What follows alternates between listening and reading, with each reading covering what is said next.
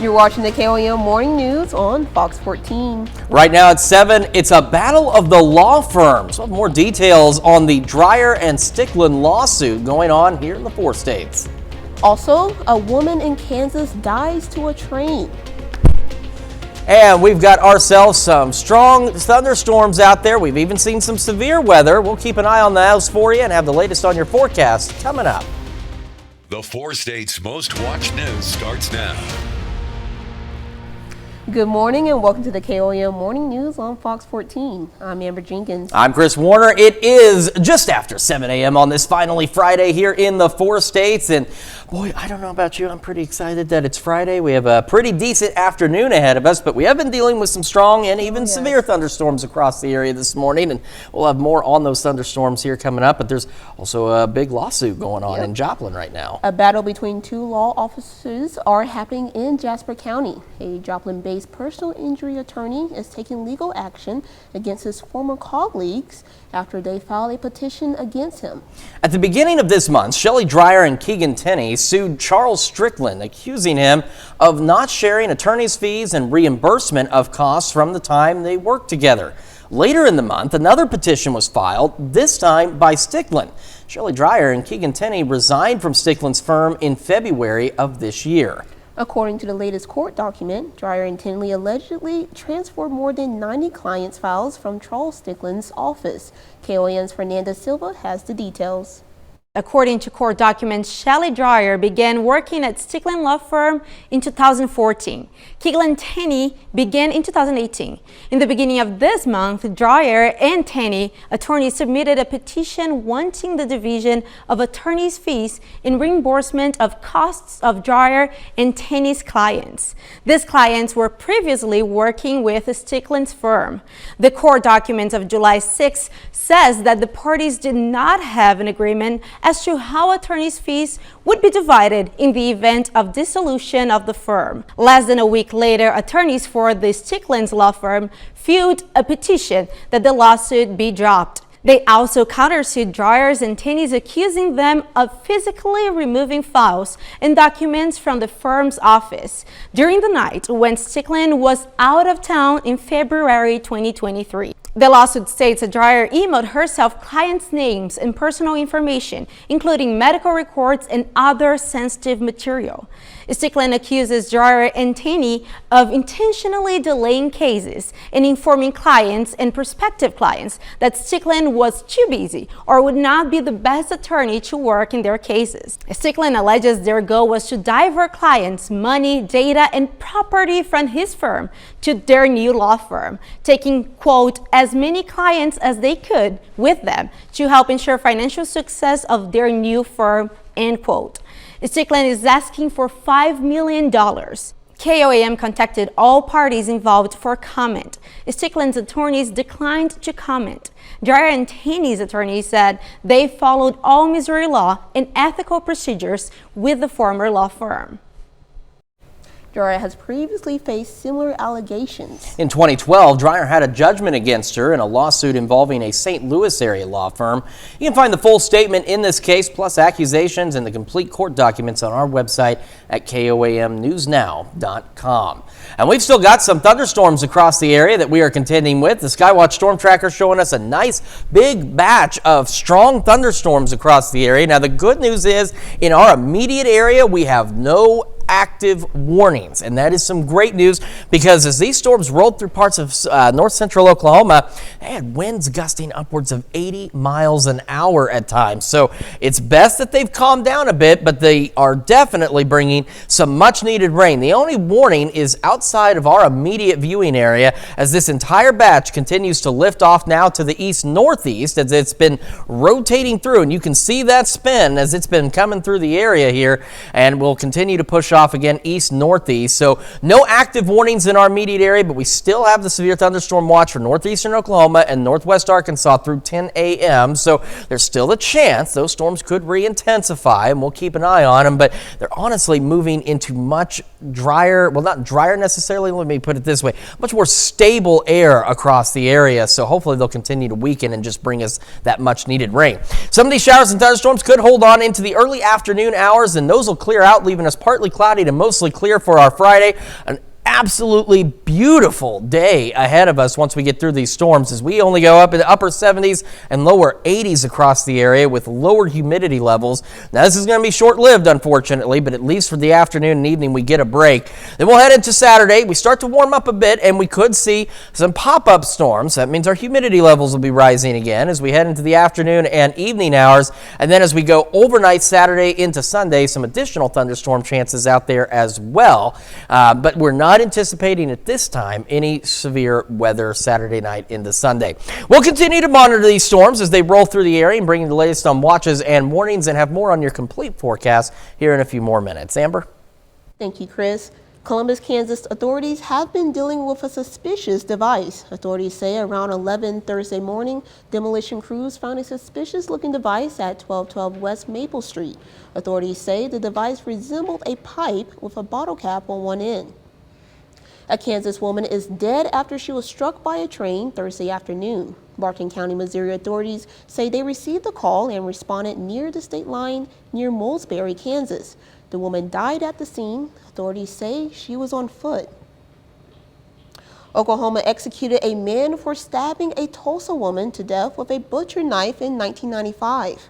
On Thursday, 51-year-old Jermaine Cannon received a lethal injection at the Oklahoma State Penitentiary in Alcalister. He was pronounced dead at 10:13 a.m. Cannon was convicted and sentenced to die for killing 20-year-old Sharonda Clark, a mother of two young daughters.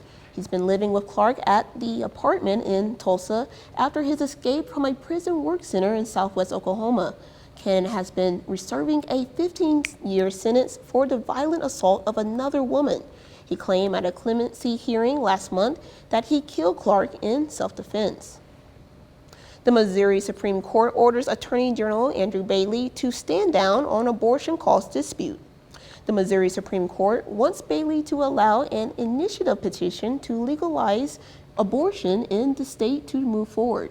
Supreme Court judges affirm a lower court's decision that Bailey must approve the cost estimate provided by the auditor. That's despite Bailey's saying the cost of the taxpayers of restoring abortion rights could be as much as 1 million times higher than what the auditor found. Kansas Attorney General Chris Kobach wants to keep transgender people from intervening in his lawsuit over state IDs. Is in his state lawsuit against changing the sex listings on their state driver's license. He already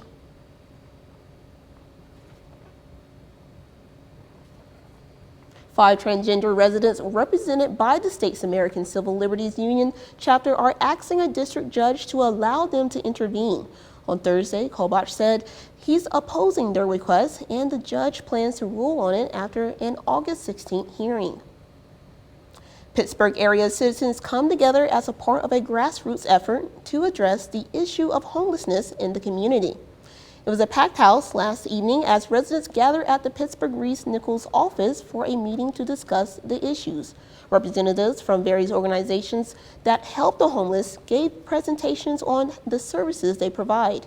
The members of the public participated with Q&A sessions. Organizers say the goal of the meeting was to educate the community and help residents understand what can be done to support local people struggling with homelessness. Be overnight housing so that they can get jobs. Like if they're sleeping outside, there's nowhere for them in the morning to shower. The Wesley House opens at 8 o'clock. There's nowhere for them to shower. Some of these people are, actively employed and homeless right now. Business owners, property owners, and concerned citizens were all invited to attend the meeting. Spire Energy is putting some misinformation to rest about bill payments.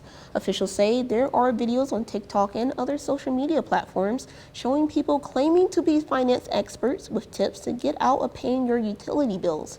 The videos recommend sending strange documents with certain flags and seals. Spire says they have been receiving these documents from customers in Missouri, but they want people to know they aren't legit. As Spire officials say, some of these scams are getting pretty creative. we're getting all kinds of interesting things being sent to us. Customers are putting seals on their Spire remittance stub. They are putting interesting stamps on there. Some of them are putting actual thumbprints. They're sending forms in, and none of those tactics are really a replacement for actually paying your bill. Spire says if you need assistance paying your bill, they have programs to help. Up next, we'll have how espressos may actually help prevent Alzheimer's. And later, we'll have a sneak peek at Nintendo's new game, Pikmin 4. You're watching the KOAM Morning News on Fox 14.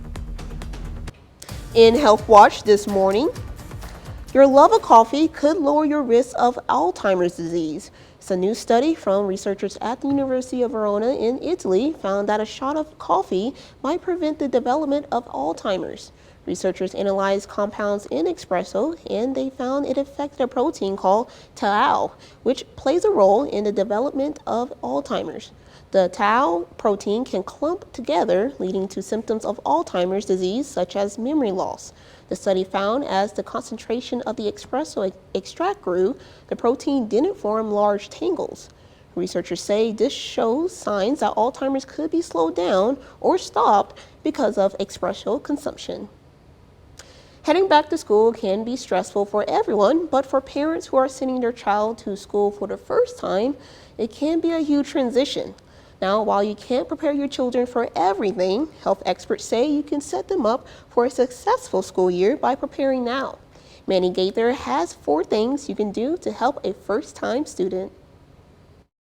A new school year with new faces, a new classroom. It can be scary for any student, but especially those who are new to school. They don't really have an idea in their mind of what this is going to look like. They don't have something to go off of. Strong for Life licensed therapist Jody Baumstein says preparing children before school starts is critical in easing them into the classroom. The more we can fill in the blanks in their head, the more at ease they will feel. Baumstein says to visit the school so the child knows what it looks like. Meet the teacher and administrator so there are familiar faces on day one. Set up play dates before school starts with other families who have first-time students. They can rely on each other and have some sense of familiarity when they get there so that they don't feel alone and so uneasy. Finally, practice with school supplies. Baumstein says if your child isn't sure how to use or open something, it can create a layer of anxiety that can be avoided. It might seem silly and unnecessary, but for kids, it's helpful to know that they're capable and that they can do it without you. And so the more opportunity you can give them a chance to try it in the safety of your home while you're right there if they need help, the more likely they're going to be able to have the confidence to do it on their own. If this is your first child going to school for the first time, you may have some questions and concerns as well, but they're to say to talk to the teachers and administrators so you feel like you have an open line of communication to advocate and support your child. Well, we're continuing to track strong thunderstorms across the area. Still have some severe thunderstorm watches out there as well. We'll keep an eye on the situation and have another complete look at your forecast when we come back. Welcome back to the KOAM Morning News. It is now 7:18 on this finally Friday across the 4 states. Still dealing with some strong thunderstorms, so we still have, again, what we talked about before, the significant weather advisories. That means these storms are just below severe limits. Gusty winds seem to be the primary risk as we go into Montgomery and Lebec counties and back into northeast Oklahoma for Nowata, Craig counties. These storms still producing some gusty winds, and the ones now entering into Montgomery and Lebec County also producing some small hail as well. So again, below severe limits, but still something we want to keep an eye on because they could still re-intensify as they roll into the area. Here's another look at the big peak of that line. It just blended with another line that developed out in front of it, and that's kind of helped calm it down just a little bit. These storms, no severe thunderstorm warnings in our immediate area, but we still do have a severe thunderstorm watch for northeast Oklahoma and into northwest Arkansas until 10 a.m. And just moments ago, they canceled the watch for Osage and Washington counties as these storms continue to roll off to the east-northeast. They could hold on, leaving us some scattered storms into the very early afternoon hours. And then after that, we will go partly cloudy, mostly clear skies out there. And we have an absolutely beautiful Friday in store for us. Our Saturday could see a few pop-up storms as we head into the afternoon hours, so that means humidity levels will be up there. And unfortunately, some new information for today, we're not looking necessarily at a reduction in our humidity levels this afternoon, so still muggy as we head into the afternoon, but temperatures considerably better. And then we could see additional thunderstorms Saturday night into Sunday. Quick look outside, 71 in Joplin, dew point 64, humidity is up there at 78%, so muggy as it is. We've got 71s in Neodesha, Chanute, Parsons, Pittsburgh, 74 Miami, 71 Carthage, and 77 down in Anderson. Scattered thunderstorms again persist through the morning, keeping us roughly in the 70s. And then once those begin to clear out, our highs today, we're looking upper 70s, maybe some lower 80s out there. And our evening, beautiful evening and a great evening to open the windows out there as well. We go back into the mid-60s overnight. We start to warm back up tomorrow, upper 80s, lower 90s Sunday. And then next week, we have the pop-up storm chances. Our humidity levels stay up there and our temperatures return to the triple digits, unfortunately. Well, Nintendo has a new video game out today where players must use sentient plant creatures to complete the adventure. Rick Damigella reports.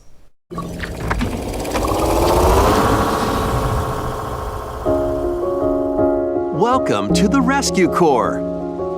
As its newest recruit, you'll venture to a mysterious planet with all sorts of life forms. Nintendo's latest adventure for the Switch console is Pikmin 4. Your mission, should you choose to accept it, repair the damaged Rescue Corps spaceship, and save any castaways you find. So what you do in the Pikmin series is you cultivate these little plant-like creatures called Pikmin, and they come in a variety of different colors, which correspond with their various abilities. And so you're constantly using the resources of the land and also finding bits of technology to repair your ship. This is a strategy experience, and it's all taking place in real time. You have until a set amount of time within the game to get things done, and you're trying to grow your resource base and grow your Pikmin so you can do more things, because the more Pikmin that you can create, the more you can explore inside of the world. Leveling up in Hollywood, I'm Rick Damigella. But these games these days, again, I can't say enough, they just continue to change and enhance. And you might remember Duck Hunt, a little simpler, a little more entertaining, and you got to shoot at your TV. Can't do that with some of these. If you do that, you might actually break your TV. Well, coming up, we're going to learn more about some tax cuts coming to the state of Arkansas. We'll have more on that story when the KOAM Morning News returns. Well, the acronym for the greatest of all time is GOAT. We know that, right? And this may be the GOAT of stories involving a goat. Crazy. Janine Moose reports on a special bond between a horse and a goat. Did you hear the one about the goat that got tangled in a horse's tail? Are you stuck in his tail? How did this happen? I don't know either.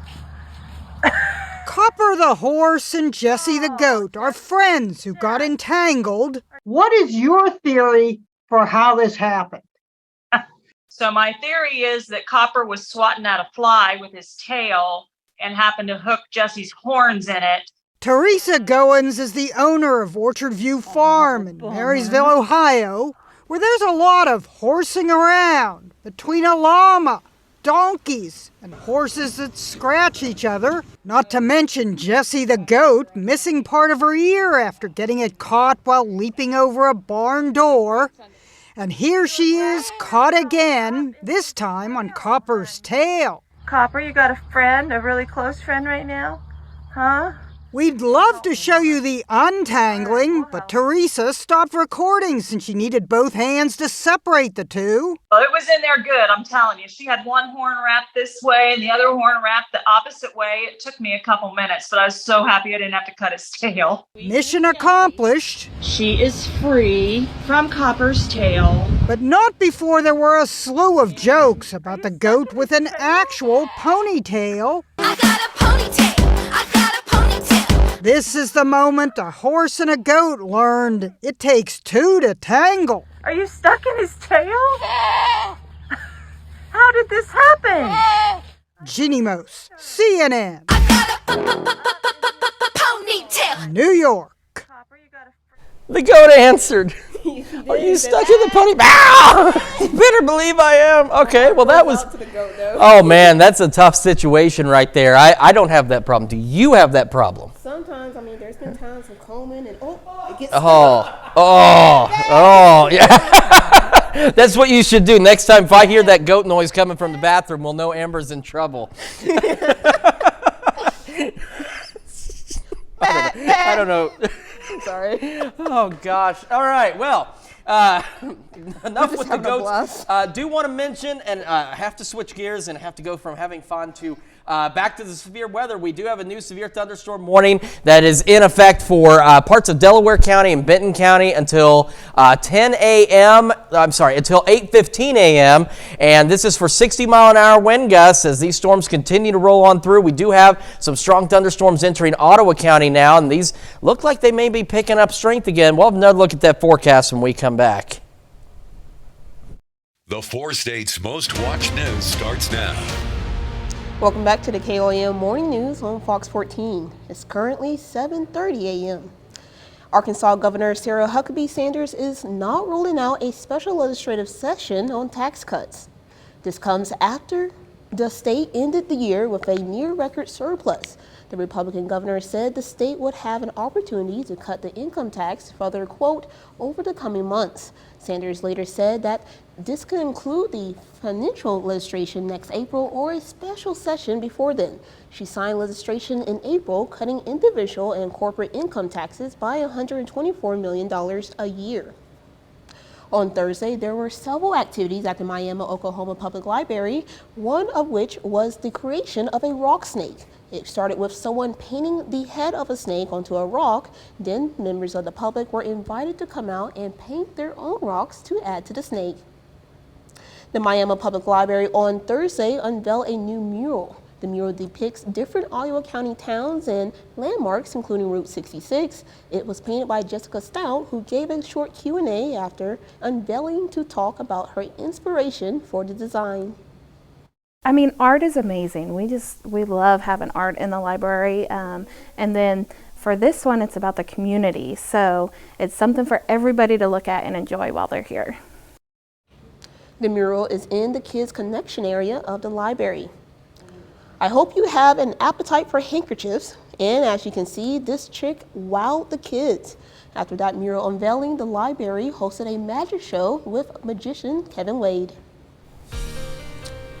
We've still got strong to severe thunderstorms rolling through the area this morning. A number of these storms are just below severe limits. They're producing some gusty winds and in some cases even some small hail, but none of these storms up through this area into southeast Kansas and northeastern Oklahoma are under severe thunderstorm warnings at this time, but we are continuing to monitor them as they are beginning to pick up a little strength again, and that's why we now have a new severe thunderstorm warning that is in effect for Delaware and Benton counties. You can see this whole line continuing to rotate through to the east-northeast. And we'll take a quick look. We still have the severe thunderstorm watch for northeastern Oklahoma and northwest Arkansas that runs until 10 a.m. And we have this new severe thunderstorm warning for southern Delaware and parts of southwestern Benton County until 8:15. And this is, again, primarily for wind gusts at or in excess of 60 miles an hour. So we're going to continue to track these storms as they roll through this morning. We'll eventually have them exit on out of here as we head into the early afternoon hours. And then while we'll still have a bit of a muggy air across the area. Our temperature is much better today as we're only going into the upper 70s, maybe some lower 80-degree readings out there across the area. And overnight tonight, we're looking at lows right around the low to mid 60s across the area. Some pop-up storms will be possible as we head into our Saturday afternoon. We'll be a bit warmer, back into the upper 80s, and then we could see some additional thunderstorms overnight Saturday into early Sunday, but at this time not anticipating any severe weather. We'll continue to monitor the storms out to the west and bring you the latest watches and warnings as they come in. Amber? Thank you, Chris. The Neosho County Fair is in full swing. On Thursday, activities kicked off with an opening ceremony and royalty coronation. 4-H members from all over Neosho County also participated in rockery, robotics, clover bud conference, and sheep judging. Everybody here just kind of works together, and if you need something, there will be somebody here that will be more than happy to give you whatever you need or help you with whatever chore you need done. Today, 4-H members will show off swine, rabbits, and goats. The fair runs through Monday. That's a look at our top news stories coming up this half hour on the KOAM Morning News. Shannon Becker stops by to share us his big 3 stories of the week with us. And we're continuing to track those strong thunderstorms across the area as they roll into the region. We'll have the latest on those thunderstorms and what the rest of our Friday looks like when we come back. Welcome back. We got Shannon Becker in the studio with us with his big 3 stories of the week. That's right. What's happening live and local? Let's get to it. Number 3 this week, Joplin News First, what you can find on our website. It's Carmine's wood-fired pizza. Now, they've won awards like all over the country. Closed. A message on social media on Monday, they announced, well, sorry, we have gotten an opportunity as a family and they're going off to the East Coast to the big city. So their last day was actually Saturday before, so you don't have any kind of warning. Carmine's already closed. When I was there, they had the sign on the door, the phone was ringing nonstop. You could hear it even on the sidewalk. But they do, and we anticipate they will have new owners, but those details have yet to be revealed. Our number 2 story, Joplin News First. It's the White House that kind of called it in Webb City for years. It was built in 1908. But after decades of neglect, it's coming down. A lot of people ask, oh, it's so sad to see something. Well, it's something like this, starting in maybe 1980, people should have started taking care of it a little bit better. It's been on the market for 11 years, and that's not good for a house to be, kind of downhill even more. So it will be a Popeyes restaurant. So Madison is changing a lot in Webb City as the town continues to grow. Our number 1 story, tragedy near a villa in Lawrence County. A head-on crash. A man driving a pickup truck crossed the center line and then struck a family, a father and his 2 kids, in their minivan. The 8-month-old daughter did not survive. She died at the scene. 2 people were life-flighted to Springfield for medical care. They were in serious condition at last check. We don't have an update currently. A roadway was closed for about 4 hours the other night during that tragedy.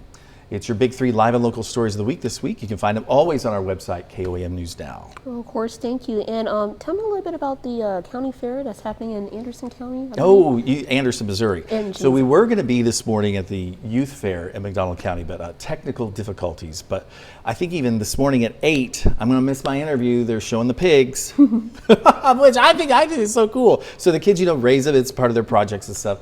And then 10 o'clock, I think the goats. Nice, okay. So the whole schedule of events, you can find it on our website. The article is youth fairs, youth county fairs, and it lists them. We've got this one coming up and then all the lists of all the others. So. Yeah, there's a bunch of them. Well, yeah, it's thank great. You. Welcome to the Midwest. Yeah, welcome to the Midwest. That's what I'm learning. You guys love y'all youth fairs. Yeah, girl, you get one of them fried pickles or something like that. I don't know what it is. Fried Oreos. Thank you so much for being on the show, Shannon, and we're going to be right back. All right, let's take a look at the Skywatch Storm Tracker again. We still have this line of strong thunderstorms rolling through the area, and we don't have, the only warning we still have is in Delaware and Benton County. However, all of these storms have what we call significant weather advisories, which means that they are just below severe limits, and they are producing some gusty winds and in some cases some small hail across the area, and they continue to lift off to the east and northeast around across the region through the morning. We'll continue to monitor them. Again, the only warning we currently have is for southeastern Delaware County and into the western portions of Benton County. This runs until 8:15, and this is for strong gusty winds in excess of 60 miles an hour out there. We also still have the severe thunderstorm watch for portions of northeast Oklahoma and northwest Arkansas through 10 a.m. But as you can see, they actually, I believe, just dropped Nowata County out of this as well. So as these storms roll east, they're beginning to drop portions of this watch. This whole complex rotating through the area, bringing us, number one, much needed rain, but unfortunately some strong to severe thunderstorms as well. And we'll continue to monitor them because the latest thinking from the Storm Prediction Center is that these storms are actually beginning to re-intensify. So it is something we'll have to keep a close eye on. These will persist through the morning into the early afternoon, and then they will exit out of here, and that'll lead us to a beautiful Friday. So let's talk about our currents and what we've got for the rest of today.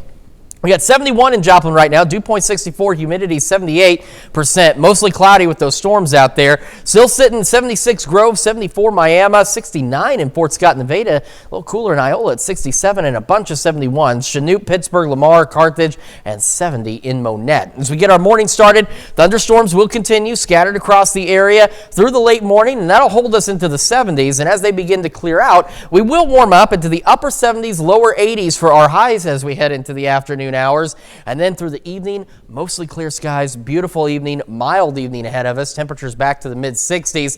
We'll start to warm up again tomorrow, upper 80s. We'll go low 90s for us on Sunday, and then as we head into the next work week, we stay humid, we stay unpleasant, and our temperatures return to the triple digits. So we got to make sure we're taking precautions out there if you've got to be working outdoors next week. But we at least have some pop-up storm chances as well. That's a check of your forecast. We're going to send it over to Amber now for a check of Consumer Watch. Florida Republican Governor and presidential candidate Ron DeSantis is stepping into the Bud Light LGBTQ plus controversy. DeSantis is urging the state pension fund manager to consider legal action against Anheuser-Busch. He says the company violated legal responsibilities to its share owners when it decided to align its marketing with what DeSantis calls radical social ideologies. The beer maker launched a social media campaign to promote Bud Light with transgender influencer Dilly Mullaney. Some customers were so outraged, they boycotted the brand, tanking sales about 30%. DeSantis has made it clear he opposes what he calls woke capitalism. In March, Florida's pension fund held 682,000 shares of Anheuser-Busch. The Washington Commanders are getting new owners. Thursday, all 32 NFL owners approved the team's sale to a group led by billionaire Josh Harris. Harris is the co-founder of Apollo Global Management and already co-owns two professional sports teams, the NBA's Philadelphia 76ers and the NFL's New Jersey Devils. Basketball Hall of Famer Magic Johnson is also a part of the new Commanders ownership group. According to the Wall Street Journal, the deal is worth about $6 billion. You may have missed out on that $1 billion Powerball prize, but there's another chance to win some big money tonight. The Mega Millions jackpot has jumped to a whopping $720 million with a cash option with just over $369 million. That's the fifth largest prize in the game's history. Soon, Whole Foods shoppers will be able to pay for their groceries with the wave of a hand. Amazon, the company that owns the grocery chain, is introducing its palm recognition technology called Amazon One for payments, loyalty programs, and entry into Whole Foods and Amazon Fresh locations. Customers can sign up for the service online and then have their palm scanned at a participating store to complete the process, or simply sign up at the store. 200 Whole Foods locations have already rolled out Amazon One. And AMC Theater is ditching its plan to charge more money for sightline seating. The nation's largest movie theater chain said the movie is meant to keep prices competitive, noting that rivals had not followed their lead. AMC tested the plan in 3 locations and found virtually no change in low demand for front row seats, despite a lower price. The company says it would now pivot to testing spacious front row reclining seats in select theaters later this year. We'll be right back with more after this, but first let's take a look at the market prices before the opening bell.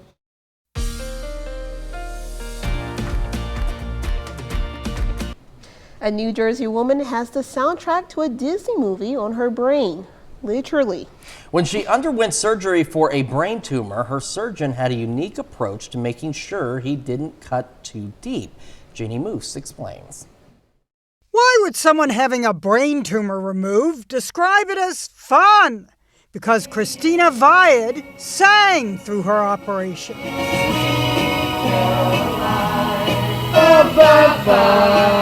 One of Christina's passions is singing. She loves to do karaoke, so we figured, why not have her sing? No one knows, and no one knows how far it goes. Figuring out how far to go removing tumor tissue explains the singing. Her surgeon, Dr. Nitesh Patel at Jersey Shore University Medical Center, needed Christina to be awake and talking so he could tell in real time any effect the surgery was having on her brain. So how'd you pick the playlist? You know, it's funny. We started off with some Neil Diamond. Sweet Caroline. And then I think Christina didn't know too many of the lyrics, so I switched over to her options. And her favorite option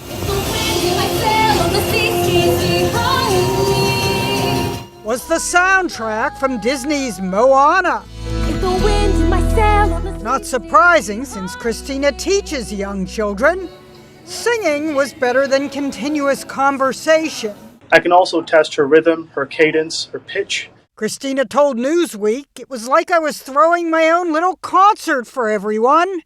Towards the end of the operation, Because we started noticing some errors in her singing. a signal it would be risky to remove any more tissue. Her prognosis? Good. Her singing? Sweet. Surgery with a smile. Jeannie Moose, CNN, New York. That's certainly incredible, and it's impressive what they can do while they're performing surgery on your brain. Also, it was pretty impressive with her hearing voice. It was like pretty good considering you're going on to brain surgery. Yeah, the anesthesia going on. I'm sure that she was doing great given all of that. Well, our weather situation, not so great. Let's take a quick look. We've got the Skywatch Storm Tracker here. Those thunderstorms across northeast Oklahoma and stretching into parts of southeast Kansas are beginning to re-intensify a little bit. No warnings, but we do have, again, what we call significant weather advisories for some gusty winds and even some small hail out there. So we're going to keep an eye on these as they continue to roll off to the east-northeast into the area. The only active warning we still have is for parts of Delaware County and Benton counties, and this runs until 8:15 for wind gusts at 60 miles an hour or greater, and we'll continue to watch that. And as you can see, the severe thunderstorm watch being trimmed back slowly but surely, but it does continue for parts of northeast Oklahoma and into northwest Arkansas until 10 a.m. as this big system continues to loop through the area. We'll continue to monitor these storms through the morning, and we'll have more on your forecast for the rest of today and the news you need to know when the KOAM Morning News returns. Here's a check of today's top headlines, the news you need to know before you head out the door. A Kansas woman is dead after she was struck by a train Thursday afternoon. Barton County, Missouri authorities say they received a call and responded near the state line near Mulberry, Kansas. The woman died at the scene, and authorities say she was on foot. Columbus, Kansas authorities have been dealing with a suspicious device. Authorities say around 11 Thursday morning, demolition crews found a suspicious-looking device at 1212 West Maple Street. Authorities say the device resembled a pipe with a bottle cap on one end. Downtown Joplin was packed last night for this month's Third Thursday celebration. This month's theme was Downtown Waterfest. It featured a variety of water activities for kids and adults to help people beat the heat. There was also live music, vendors, and food trucks.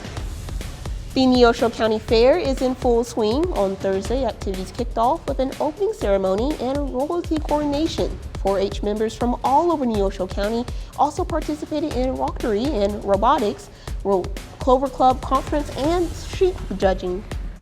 All right, we still have strong thunderstorms rolling through the area. Those strong thunderstorms continuing to lift off to the east-northeast. And we have that severe thunderstorm warning for parts of Delaware, Benton counties through 8:15. And a severe thunderstorm watch continues until 10 a.m. for those counties highlighted in orange. And once we get past these storms this morning, we're looking at upper 70s, lower 80s for our highs today. And then we'll start to warm up tomorrow, maybe some pop-up storms, a few more storms possible on Sunday, low 90s. Triple digits return as we head into next week with more pop-up storm chances. But again, we're continuing to watch these thunderstorms as they roll through the area, and we'll bring you the latest on any new warnings as they come in. Alrighty, well, hundreds of golden retrievers and their owners gathered recently in the Scottish Highlands in July. Excuse me, boy, bad timing there. The event brings together enthusiasts, owners, and dogs from all over the world at the breed's ancestral home in the Scottish Highlands 155 years ago, where the first of the breed were raised by a Scottish lord in the 19th century. Aristocrat Sir Dudley Marjoribanks wanted a gun dog suited to local terrain. The 5-day meeting from July 10th to July 14th featured contests, fun activities, and educational events. On July 13th, some 488 dogs massed for a photo in front of the ruins of a stately home. So certainly an impressive history for the Golden Retriever for anybody who did not already know that. I know I certainly didn't. I feel like if I was there, I would be going crazy with all the cuteness. I don't doubt it. That is a lot of cute dogs there. How can I pet every single 400 plus of them? Right. I'm sure you'd find a way. Well, again, we'll continue to track the storms through the morning, and we'll be back with more news and weather today at noon. And have a great morning and have an even better day.